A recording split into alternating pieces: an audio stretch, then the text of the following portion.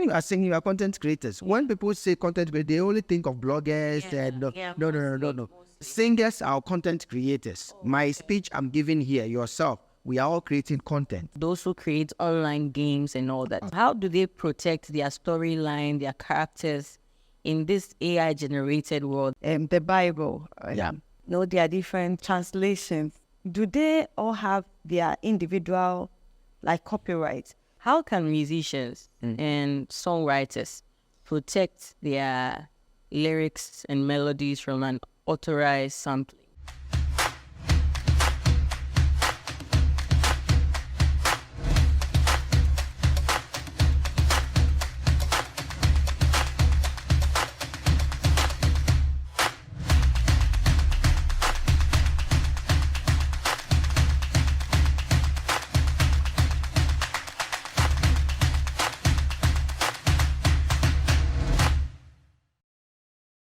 This is Bnoskka. Welcome back to Bnoskka IP Zone. And this day we want to look at episode 7. We want to look at how we want to integrate intellectual property in the creative industry and entertainment business world. And I have wonderful guests in the studio with me. And on my left is... Oh, it's Margaret Doe, also known as Mex, and I'm a recording artist. It's nice meeting you all. Okay. And on my right... This is Irene Basson, a.k.a. Winnie Pearl. Okay. All right. So thank you very much. They actually took my words in the other way. I said my left. My left was Irene, and my right was Mex. Watched my face. Yeah, but it was a trick. We are integrating IP into entertainment industry. Giving me the signal that So I intentionally did that so that we know that how people understand IP integration. I'm talking to my left, and I'm looking. Oh, why didn't do that? Yes. So that is how intellectual property actually means. People think that you have an intellectual property and then it should translate into business onto you. No. Okay. So in the beginning, I want us to say that if you are watching me, please try and subscribe, share the link, and make sure you bring us your comment. This is episode 7. So if you have any questions that you think this is not answering, then try and look at episode 1, 2, 3, 4, 5, and 6. And make sure you share it to your friends as well. Right, so today we want to look at how do intellectual property, which is for short IP, integrate in the entertainment industry or the creative industry. Now, so for example, let's start with movie. If you want to make a movie, somebody writes a book and that book is under copyright. So the one who has written the book, you don't just get up and pick anybody's book and translate into a script and then you start acting out. No. The law says that you need the right owner of the book.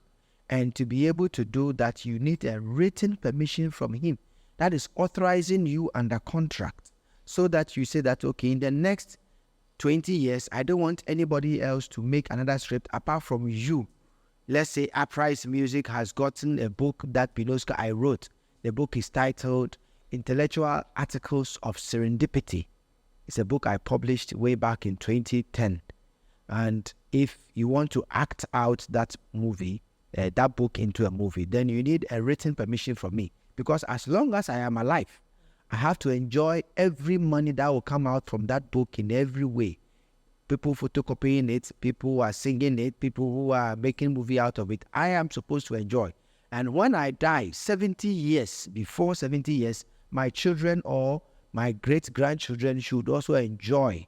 Then after 70 years, it's become public domain, free for everybody to use. Then you can do that. But as long as I am here, I am not gone yet. And then even if I'm 70 years has not even come.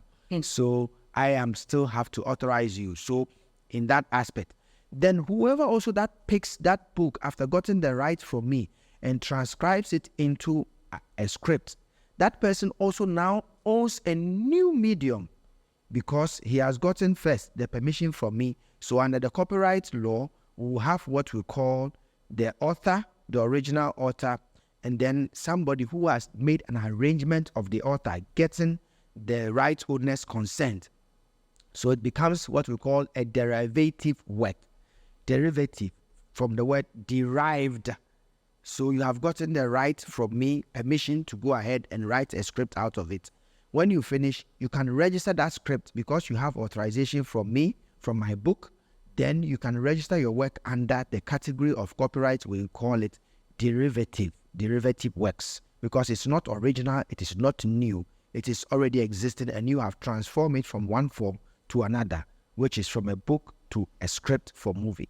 So when you do that, and the movie is also acted, when the pictures of the movies, all the moving pictures put together with the sound and everything is done, you can also still register that one also new as audio visual. Okay. You see, so copyright, we have book, which is literary work. We have the music, which is sound recording.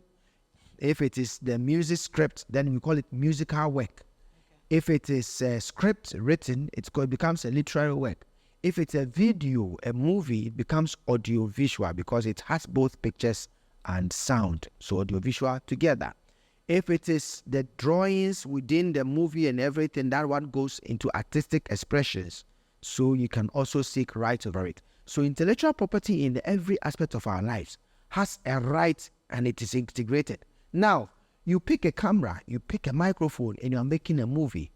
The camera you bought, the one who created that camera has no right over again. Once you make what we call first purchase, you have bought the microphone. His right ended at the time you paid for it. So he cannot come and say that, oh, you acted this movie with my Canon or Olympic or Sony or Panasonic or Samsung camera, and so you have to come and pay me some money. No, it ends there. So whatever you use, that whatever you bought, whether a pen drive or a microphone or a camera or light, these days movie light is very, very important. Like in our studio, I can count like almost getting to 100 lights. I can't even count all. It's plenty, lovely, nice and beautiful all over everywhere.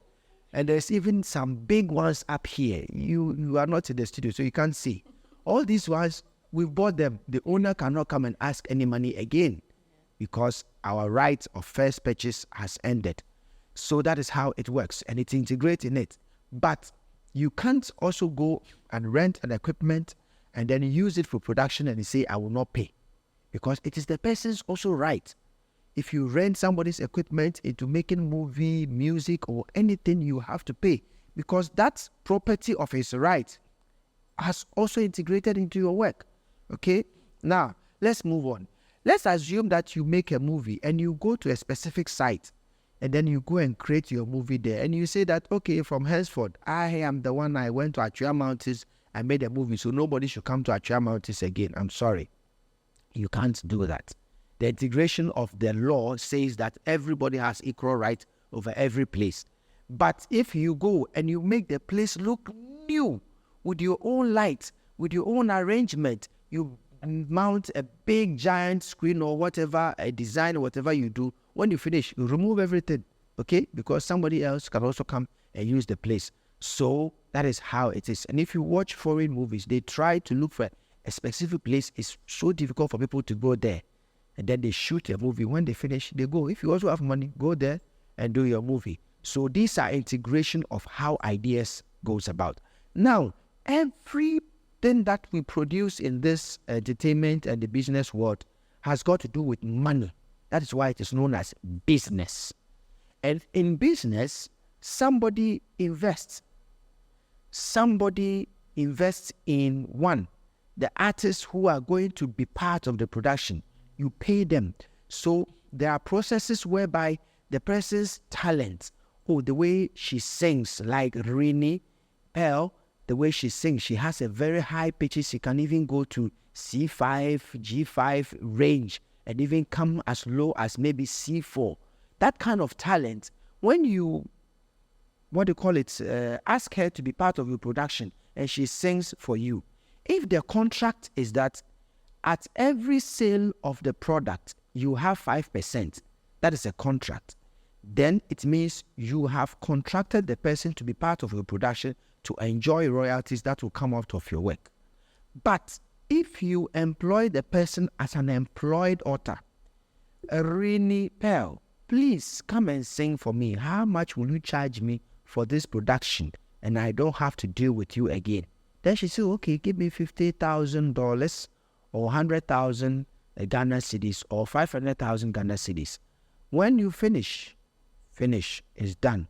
Whether the song makes a hit and it is trending with 3 billion views on YouTube is none of your business, because she has contributed her talent or creativity within your work, and she was on the basis of a contract we call employed author. You have been employed. We've paid you. Your money is finished. So whatever money you make out of that creation, she cannot come back and say that I owe right in it. Yes, of course, her image will be in it. So sometimes it becomes that. I have examples of where somebody contracted somebody. Come and let us collaborate to create a song. Oh, I charge you 5,000 Ghana cedis. Then you come and sing. Now the song is trending. Okay, come and let's make a music video. You say no, unless you pay me another money again. So the person will not show up. Then you have to make the music video without the person. In law, there's nothing wrong with it. The services was for audio. If you had added video, then you would have a case, because it's a business. And in business contracts, in Ghana, we have a contract at 972, so 992, so 993, I've forgotten. But we have a contract act which says that every contract has 5 things. 1, the contract should have terms and conditions. And the terms and conditions works in every creative industry, because it's about things that we are going to create together. 2, the contract should have considerations. What is the benefit you are going to get? I'm going to be part of this production. What do I stand to benefit? So it should be written down so that when you sign, you will not change your mind. A contract should have a duration. How long is my music video going to be in your hands? For example, you contract Uprise Music, publish my song for them, distribute my songs for them. At which rate would they do that for you? If it is to distribute once and for all, they finish, they've done. Once they execute that, case die, okay? Or if it's about publishing and getting right over it, then the contract you sign, if it is for 15 years, it's for 20 years. You cannot just wake up one day and change your mind. Drop my songs and let me publish it somewhere else. It doesn't work that way, because it's a contract and the duration needs to be respected, okay? If you breach, you can be taken to the law court, and the law court will listen and make a case out of that. 2, 3, 4, you should be what we call have the capacity to contract. So in law, in this entertainment business, if you are less than 18 years, you cannot engage in a contract. Okay? But if an elder person engages in a contract with a minor, the minor has more advantage over the elder. If the minor is able to execute part of their contract, you, the elderly person, cannot say that I will not pay you. When it goes to court, what's a memorable? Meaning you'll be at a disadvantage. But if you go in agreement with a child who is less than 18 years, and the child failed to bargain or make sure they fail to follow their part of the contract, that one, it is a disadvantage to you, the elder person, because they don't have capacity to contract. So, for example, if you are a child and if you made a song and you want to come to Uprise to come and publish, you need to come with your father or your mother. Okay. They will have to sign the contract on your behalf. That is what the law says. When you are less than 18 years, you cannot engage in business. So that is how it goes. So sometimes you can even write a book, but to be able to sell the book and make money, somebody who is less than 18 years should open bank account, set up a business for you, and run it until you reach the age of 18. This is what the law says. Now also, every contract should have what we call foreclosures. Foreclosures here simply means closing the contract or ending the contract, okay? So, or some people even call it exit clauses or an exit clause. So, when should the contract come to an end? When the contract comes to an end, what should be done? Okay, when we come to an end, we finish the production, you pick your bag, pick your this, and you go away. Or, I will leave my bag here, come and pick it tomorrow. Okay, these are conditions you need to be spelled. For example, when we come and record the song, when would the video recording be done? And when it is done, what right do I have over it? If you don't claim any right, once it's finished, it's finished. You finish, it's gone. You cannot come back and say that I don't like the quality of the video, so drop it down because my image is in it. No, I'm sorry. In law, it is not like that. You can only ask for the video to be dropped if the production is promoting something is against your moral, like your name being associated with it. If you check one of our episodes, we spoke about moral rights. So you can go back and watch that video. So all these things are things that integrate. But see, if you have an idea to create a special life effect on stage to make people's production better, you better find a way to patent it. If you have an idea, a special song, a chorus, you think this chorus will be catchy, keep it to yourself till you record it. Because the more you share it, before you know, somebody has run with it. And then also try as much as possible to limit your talking about your ideas you have in your head. Because when that idea is gone, it is not protected. By law, copyright protects fixation. Fixation here means things which are written or in any retrievable medium. That's what the law protects you. But ideas about how to do things, that goes under patent. As for images to identify a particular brand, a product or service, that is trademark. And if you have any idea of to create some special flower nobody knows, then you have a plant variety and a patent. Then if you have a design that you think this kind of design will sell or make what they call industrial capabilities, then go and seek for industrial designs right over your creativity. And this is how I want to end here and ask my wonderful, beautiful ladies in the studio to make their comment, and those of you also in the audience to ask questions if you do. This is Bnoskka, and you are welcome to my 7th episode of Bnoskka IP Zone. Yes. Okay, so Bnoskka.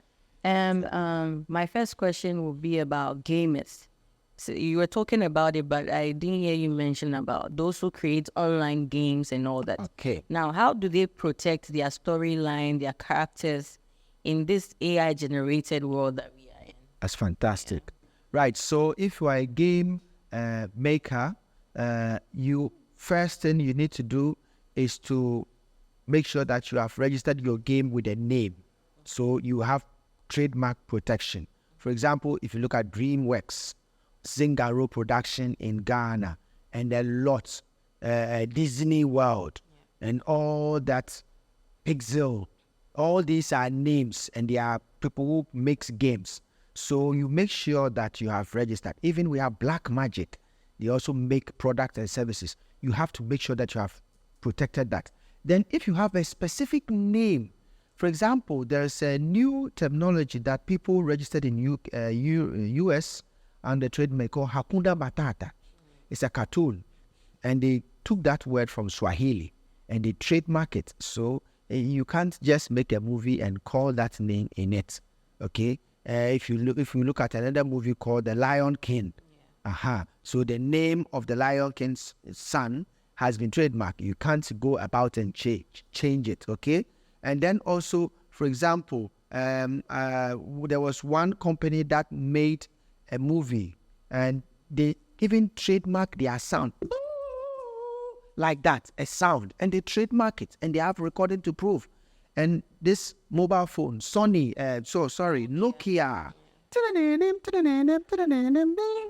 they have trademarked that kind of sound. So all it needs to be done is to go and register and seek protection for it. More questions? And so like I'm just thinking about the Bible. Yeah. There are different verse translations. Yeah. Do they all have their individual like copyright? Basically, it's the same Bible, but maybe changing words. Yeah. Okay.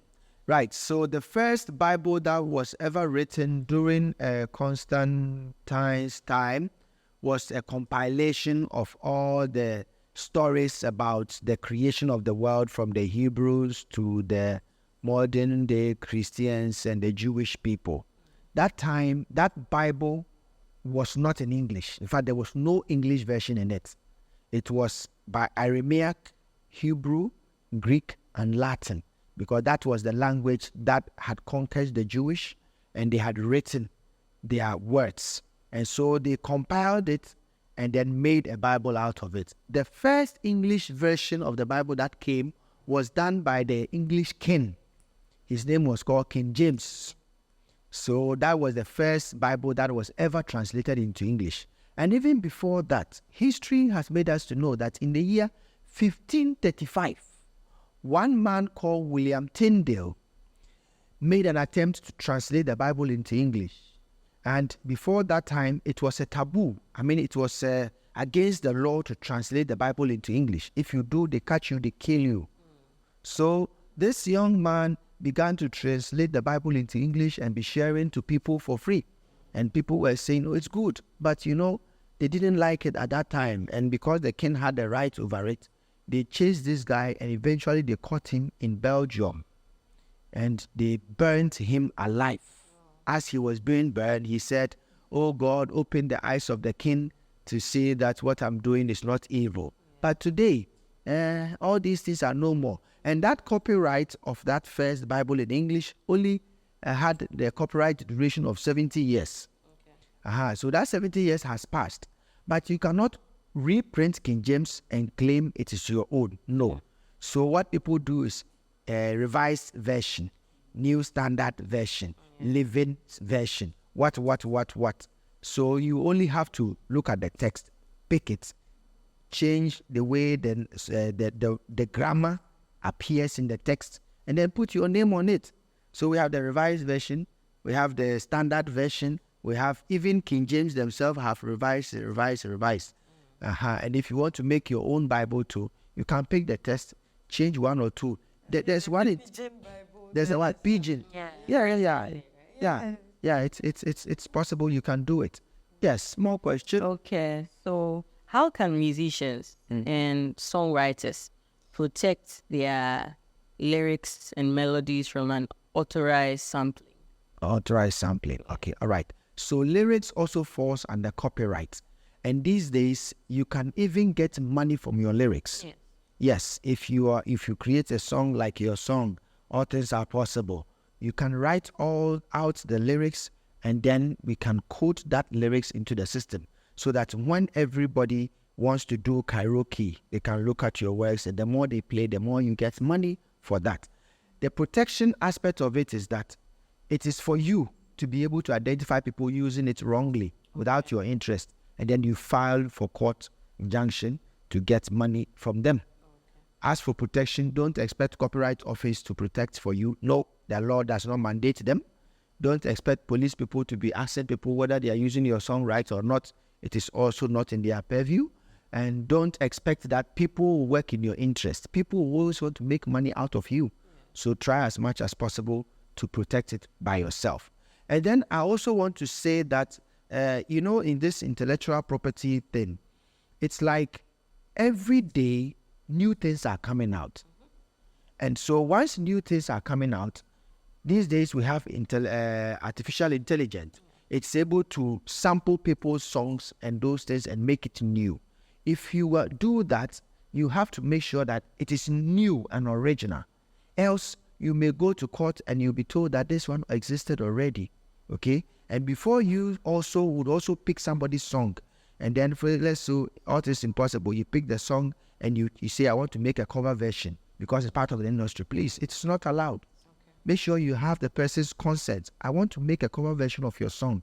Would you grant me? Then it should be under written document so that tomorrow, if it goes up into court, you can have something to pledge on. Yes, small questions. So concerning AI, the artificial intelligence, we know now that when you input certain words, it can tell you.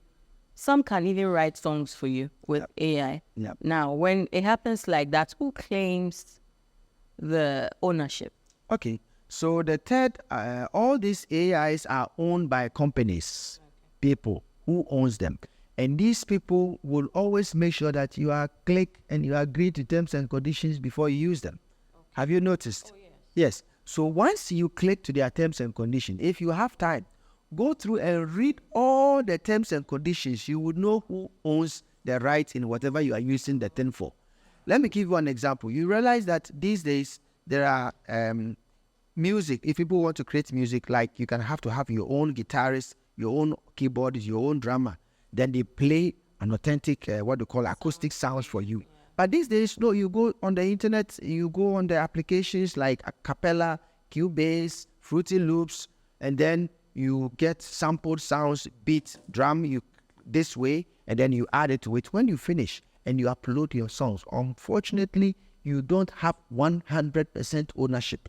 Okay. You may not know, but in the back end, those companies that created those sounds, like these days, there is even a drum, a lock drum in it. Yeah.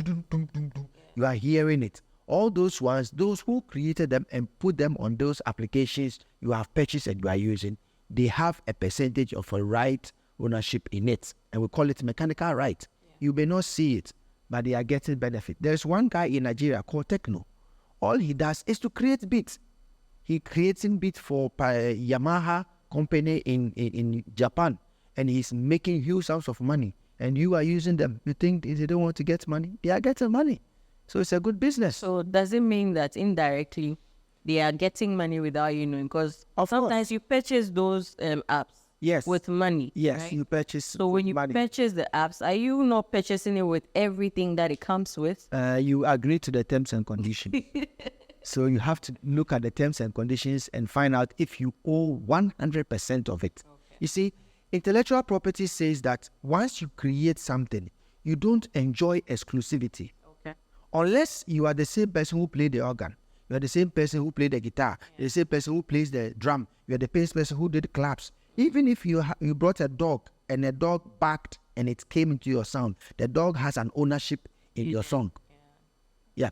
So that is the integration. You see, everybody's creativity coming together to make a money. And it should be that everybody should enjoy equally and fairly.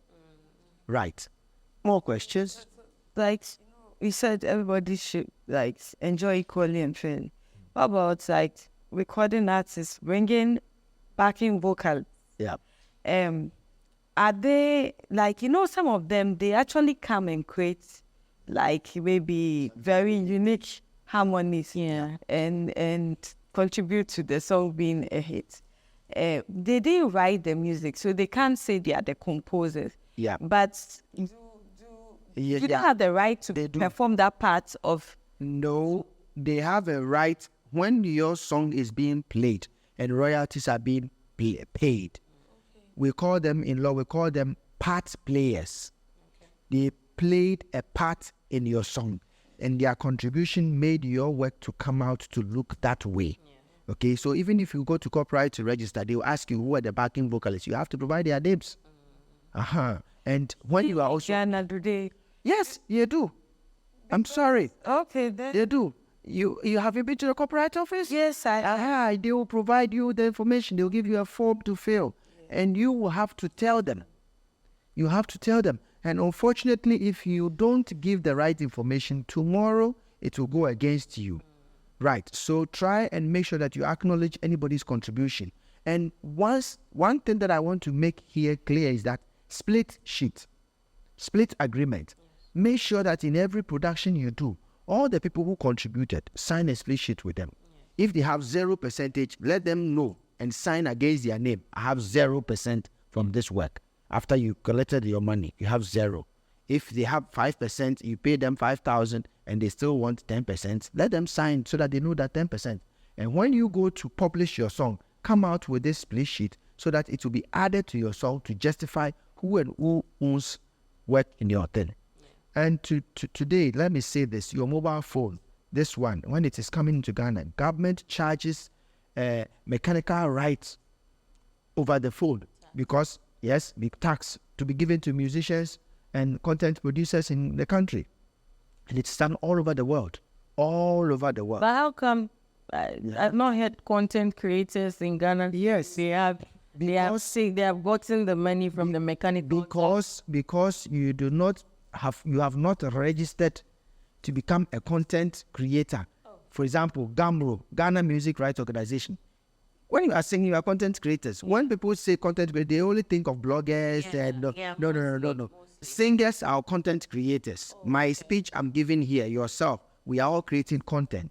Okay? So if it's about music, go and join the Ghana Music Rights Organization. If it's about book publishing, myself, I'm a book writer. Yeah. I'm a member of Ghana Reprographic Rights Organization, for short, called Copy Ghana. Yeah. Okay? So these are all content creations, and it integrates.